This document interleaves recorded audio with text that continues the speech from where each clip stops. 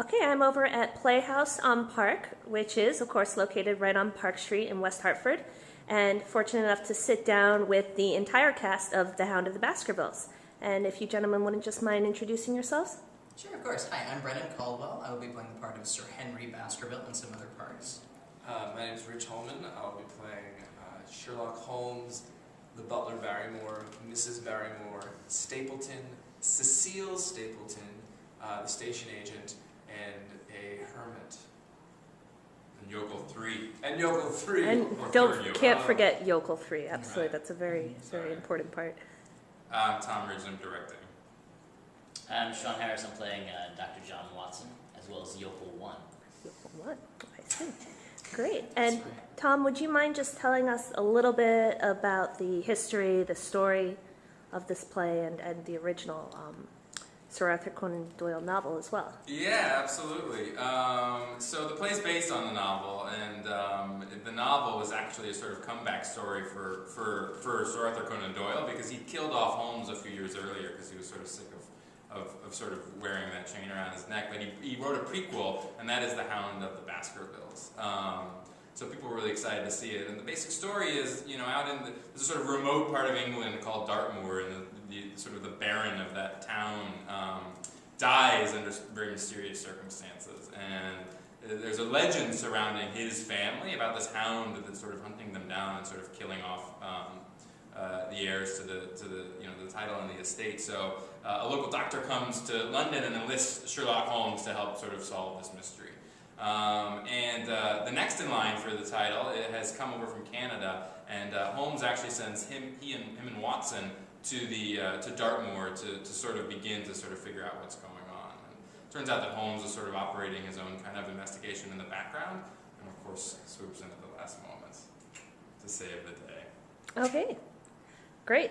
So what is the screenplay like, and what can the audience expect to see how you're bringing this to life from the novel? I'll let these guys talk a little about it. It's basically a 3-actor adaptation. There's this British company called People Like Us. Hopefully we're pronouncing that right, guys. And they did this adaptation. It's a 3-actor adaptation, so they play a lot of different characters and roles, men, women, old, young. So a lot of the fun is watching the actors take on that challenge. There's a virtuosity that is required to even execute the play, and part of what's delightful about it is seeing the actors rise to that challenge. So these guys have been rising to that challenge for the last few weeks. So that's the basic sort of approach to it. Sure. So how do you handle having so many different characters? You guys want to answer that? I have 2, so... Okay. I basically Dr. Watson. Right. Yokel is in for literally 30 seconds. It seems like it would be a very important part. It is. It's probably the most important. I think I'll say for my part, a lot of the challenge is offstage, is getting from, because it needs to look like a magic trick. It needs to look like somebody dressed as a man leaves downstage right and enters literally seconds later upstage left as a woman. We've had weeks to work on, what happens on stage, how to play those parts, what the relationships are. But then making it seamless backstage is tough and requires a lot of precision and a lot of really talented people backstage too. Sure. It sounds like there's probably a lot of very quick costume changes going on. Very quick, very, very quick. Yes. So we're all going to lose weight doing this show. Yeah, I'm going to take tranquilizers and set it in. Everyone has their own way of sort of... and the technical period. Yeah. We're in tech right now. That's where our minds are at. Yeah, tonight is our first preview, so it's our first time in front of a paid audience, which is exciting. Yes, so we'll see absolutely. how some things play and some things don't play, and then we'll make adjustments tomorrow, and then we officially open on Friday. So today is kind of an exploration with how, because the theater is quite immersive, so the audience is going to get really involved, and we get really involved with them, basically because we break the fourth wall throughout the whole play. Oh, cool. So, or at least some of it. So I think it's going to be really interesting to feel that the energy between us and each other, and then us and the audience. Sure. Which will probably change every night too, which is also very exciting. Yeah, depending on who's in the stage that night. Yeah, definitely. So when you go into this theater, if someone's watching this and hasn't been here before, really what you have is the stage and 4 rows of seats, and that's it. There isn't a whole lot of separation between the part where the stage begins and the part where the audience is. So you mentioned the fourth wall. How does that play in particular with this play? I mean, the Playhouse is such an incredible theater. You know, it's a really deep thrust, and there's a really intimate relationship that the actors are able to create with the audience. And for a show like this, where there is a lot of direct address, it's really the ideal sort of space to put that show on in. We've done a couple of different shows here. Rich and Sean and I have done other productions like that, sort of similar in the vein of this one, and it's really electric. The kind of rapport that they're able to build with the audience. And that's something that honestly you can't get anywhere else, because there isn't like that kind of marriage of material and architecture like happening anywhere. So that's Sure. really cool. So this is actually a pretty ideal play for the space. It's perfect. Well, I think that's why they programmed it. Yes. and what role do I want to play?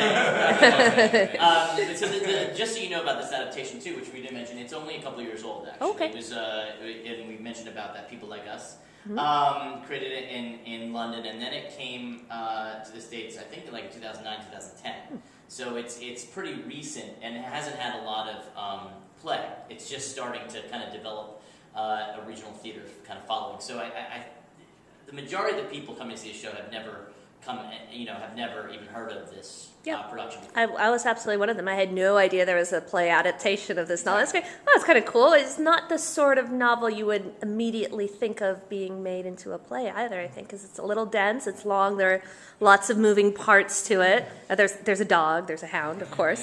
So It's a lot like 39 Steps that people know that show. In Right. the sense that they took this sort of, this story this piece that existed and that people have a sort of, an awareness of, and created a really sort of ingenious, small cast adaptation.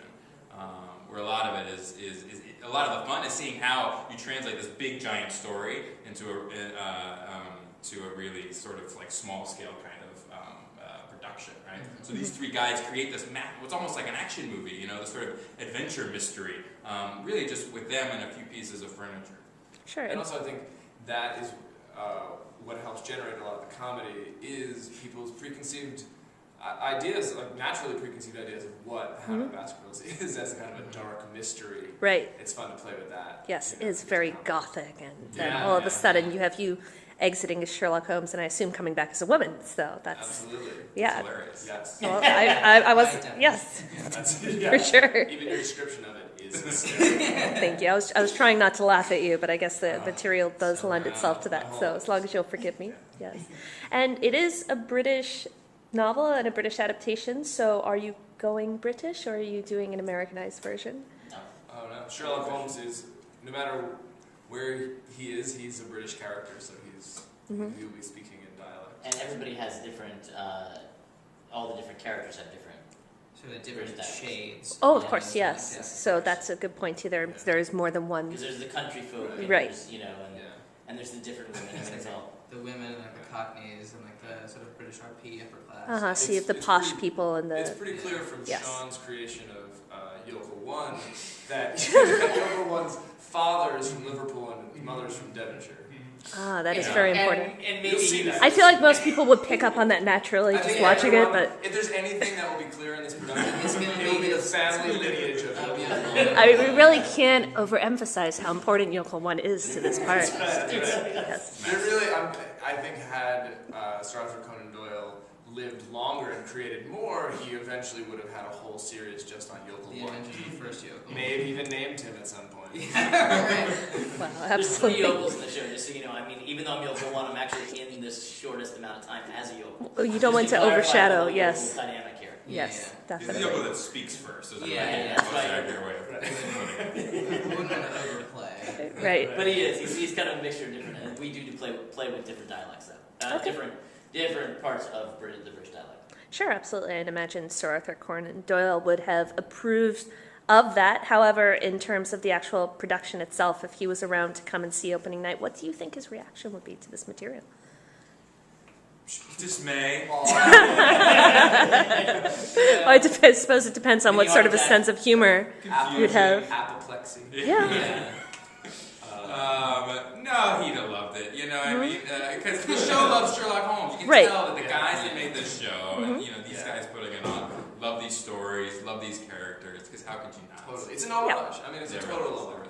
Sure, definitely. And I mean, I think a lot of being Sherlock Holmes is the character being able to improvise and use small details and use what's at hand, which is essentially what you're doing here in a way. Yeah, So, There is too. yeah. And there is a lot of improvisation in the show, and depending on the evening, we'll see how much improvisation is in the show. Sure. And there's a lot that is played around throughout the process.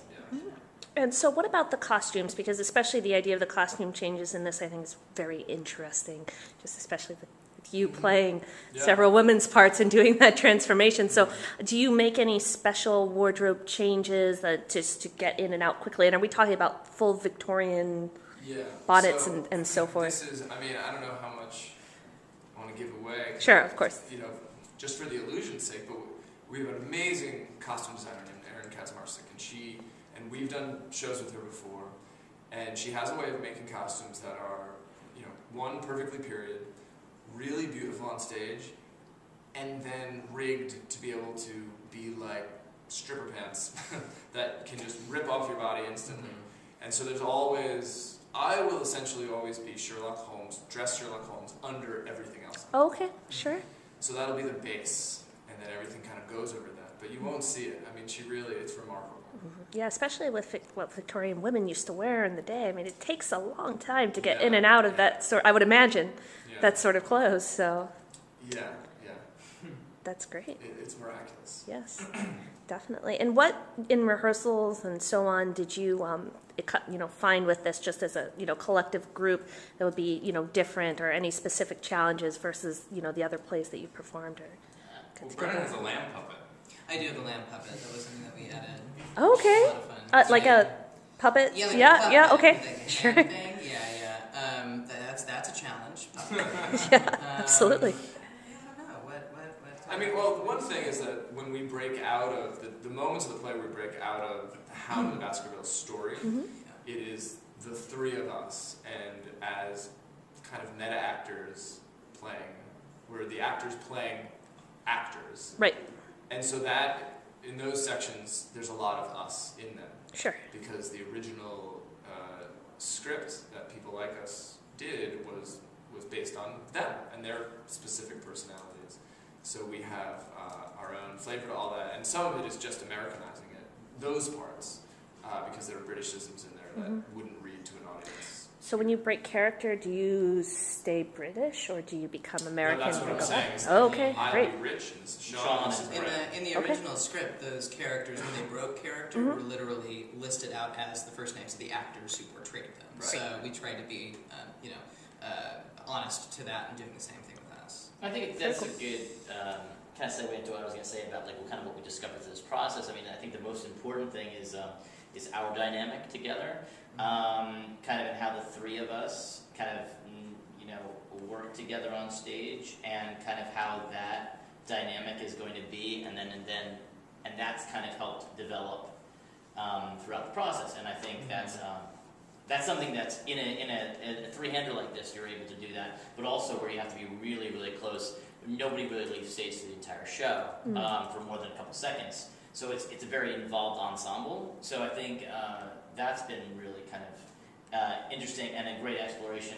And we talked about how Rich and I we've done a lot of shows together, but Brennan fitting kind of in just really nicely was kind of, and really balancing our dynamic too, which I think really kind of then enhances the show's dynamic too. Right.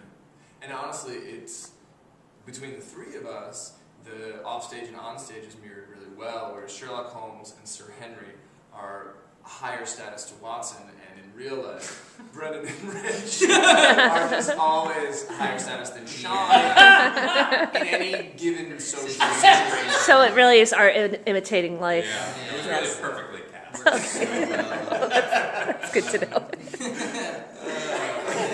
That's funny.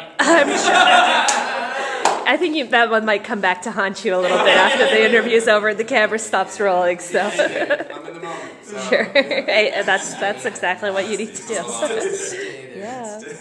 Yeah, well, great. Well, thank you guys so much. And could you just tell us a little bit about, technical, if someone wants to come and see this, where are they going to go, when, and where to buy tickets and stuff? Tonight. So we have our Sure. preview tonight, Right. which is the 4th, and then the 5th, and then we officially open on the 6th, and we run to the 22nd. Okay. We run Wednesday through Sundays. Wednesdays and Thursdays are 7:30, Fridays and Saturdays at 8, Sundays at 2, and we also have a talk back with us after the Sunday shows, which are really cool. You can always check out the Playhouse webpage, which is www.playhouseonpark.org. You can call our box office at 860-523-5900, extension 10. And we also have Student Rush, and we want to try to get as many people in as students and lovers of Sherlock Holmes. So we're offering some group rates, to some literary enthusiasts and things like that. So the great thing about this play, just as a little plug though, is that it works on a lot of levels because it has a source material that people know, and it also has such a likeness that also is very easily digested by audience members. So to know that it's not, some audiences, don't stay away from heavy dramas. Right. This is not one, but it also has a story that they might be familiar with too, and it's reinvented in a different way. So it's kind of a unique and interesting and original experience, I think, for most audiences. Great. It's a fruit salad. Great. Yeah, no, that Yes. sounds fantastic. Yeah. Can that be the caption of the video? Theatrical fruit salad. Theatrical fruit salad. Theatrical fruit salad, it does have a certain ring to it. Since normally this is Ask the Chef. Yes, We wanna that's connect true. with So if we're going to do celebrity. Ask the Artist, we Well, do need to bring this back around in the end, and yes, and get Consume the fruit show salad in before there. it turns. But anyway, Into something even more amazing. but we do play Of course. We play for 3 weeks, so there's about 20 opportunities or so to see the show. Yep, and great coming up into the holiday season too. Bring the And kids. also, that's something else. It is definitely a different option for the holidays too. Something that's fun and there's with all the concerts and all the versions of Christmas Carol and Nutcracker around. I think it would be a nice change of pace. Like a figgy pudding. Like a figgy pudding. Well, no, I mean, Going with the- if we're going to really go British, I believe there is some sort of a tradition in England to go and see men dressed as women at the holidays. That's a So, great tradition. That's a and great and American there you go. tradition. Yes, it's important to keep those sort of things alive. Yes, for sure. So thank you all again. I really appreciate it. Very well. Thank you. Yeah, we'll look forward to seeing it.